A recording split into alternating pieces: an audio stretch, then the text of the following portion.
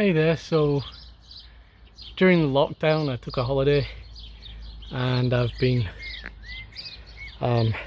working on a place to store drying wood. So I had this 0.8 of a meter surface here at the edge of my garage. It's always been a problem because it's on a slight slope and it collects water, and that goes straight into my workshop and makes all the wood damp. So I wanted to put a roof on here, and that's precisely what I've done. So I'll just step down into here. There's a gap at the back. I can't really attach this to the garage, so it's freestanding, and because the legs are not very far apart, it's got a little bit of give in it, but I don't think that's too much of an issue. The guttering for the garage actually sits above that, so I'm not expecting any rainwater to come through there. The wood will sit in a rack here, leaving just enough room to squeeze past it down here. What can I say? I use quite a few traditional carpentry techniques, some more successful than others. What's the difference between a joiner and a carpenter?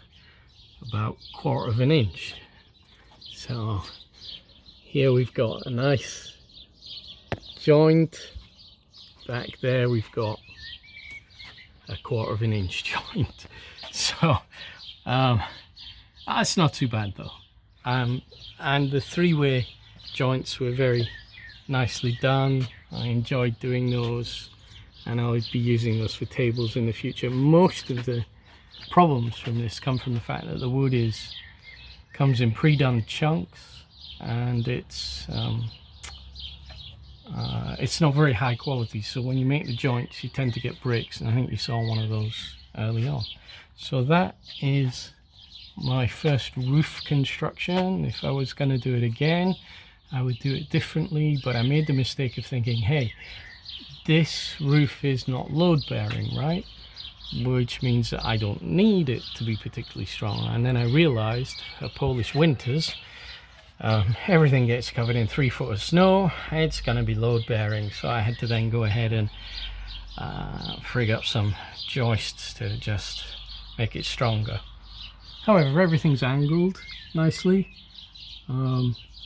And here as well, we've got the angle onto the wood. So these triangles, which are holding the roof shape, are basically perfectly angled into the space they've got to be. So not bad. I say not bad. I couldn't have measured it much more closely than that.